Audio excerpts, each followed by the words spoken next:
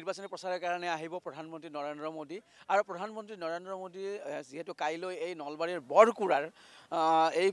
যিখন পথাৰ এই পথাৰতে নিৰ্বাচনী সভা সম্বোধন কৰি ভাষণ দিব আৰু আজি তেওঁ অসমলৈ আহিব কিন্তু বতৰে যথেষ্ট বিধি পথালি দিছে এই মুহূৰ্তত মই নলবাৰীৰ বৰকুৰাৰ যি স্থানত নৰেন্দ্ৰ মোদী ডাঙৰীয়াৰ সভা হ'ব সেই স্থানৰ মই পৰিৱেশ দেখুৱাব বিচাৰিছোঁ মোৰ সহযোগী ভিডিঅ' জাৰ্নেলিষ্ট ৰাজুৱে দেখুৱাইছে ইতিমধ্যে এই যিখন ফিল্ড সাজু কৰা হৈছে পেণ্ডেল সাজু কৰা হৈছে তাত কিন্তু ইতিমধ্যে পানী জমা হোৱা দেখিবলৈ পোৱা গৈছে আৰু যদিহে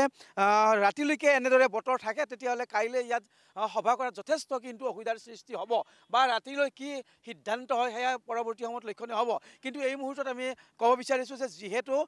আজি নৰেন্দ্ৰ মোদী ডাঙৰীয়া অসমলৈ আহিব আৰু কাইলৈ অসমৰ একমাত্ৰ যিখন নিৰ্বাচনী সভা সম্বোধন কৰিব নৰেন্দ্ৰ মোদীয়ে আৰু সেইখন হৈছে নলবাৰীৰ এই যে বৰপেটা লোকসভা সমষ্টিৰ অন্তৰ্গত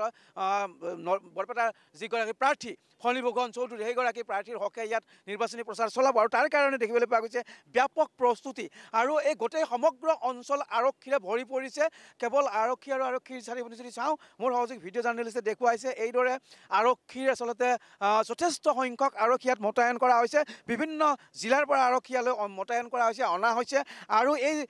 প্ৰতিকূল বতৰৰ মাজতো আৰক্ষী আহি নিজৰ কৰ্তব্য পালন কৰাৰ কাৰণে ইতিমধ্যে আহি ইয়াত উপস্থিত হৈছে আমি দেখুৱাই আছোঁ কি ধৰণে আৰক্ষী ইয়াত মোতায়েন কৰা হৈছে চাৰিওপিনে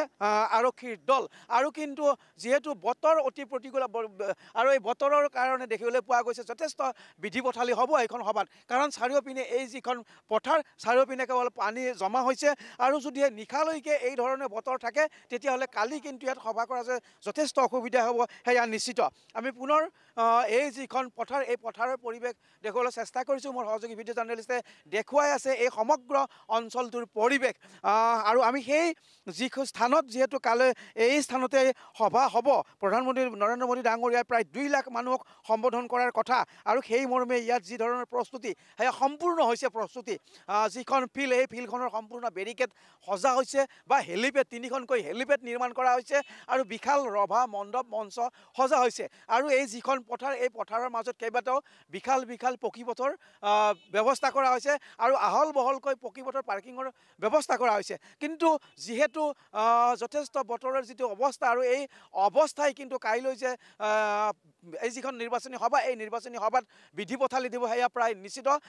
আৰু নিশালৈ যদি মই পুনৰবাৰ কৈছোঁ যে নিশালৈ যদি বতৰ এনেকৈ থাকে তেতিয়াহ'লে কাইলৈ কিন্তু এই স্থানত মিটিং কৰা যে যথেষ্ট অসুবিধা হ'ব কাৰণ আজিয়ে এই ৰাতিপুৱাৰ এজাক বৰষুণতে দেখিবলৈ পোৱা গৈছে গোটেই ফিল্ডখনত পানী জমা হৈছে আৰু এই পানী নিষ্কাশনৰ কাৰণে কি ব্যৱস্থা কৰে সেয়া সময়ত লক্ষণীয় হ'ব কিন্তু এই মুহূৰ্তত সমগ্ৰ যি এই অঞ্চল এই অঞ্চলটোত আৰক্ষী মোতায়েন কৰা হৈছে আৰক্ষীৰে গিজগিজাই পৰিছে সমগ্ৰ বৰকুৰা অঞ্চল আমি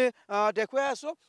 এই স্থানতে কাইলৈ নৰেন্দ্ৰ মোদী অহা কথা আৰু প্ৰায় 2 লাখ মানুহক সম্বোধন কৰি নিৰ্বাচনী প্ৰচাৰ চলোৱা কথা আৰু আজি নৰেন্দ্ৰ মোদী ডাঙৰীয়া অসমলৈ আহি পাব গতিকে আমি আপোনালোকক এয়া নলবাৰীৰ সেই জনসভাস্থলীৰ পৰা পোনপটীয়া সম্প্ৰচাৰ দেখুৱাইছোঁ নলবাৰীৰ জনসভাস্থলীত ইতিমধ্যে জলমগ্ন হৈ পৰিছে আপোনালোকে দেখিবলৈ পাইছে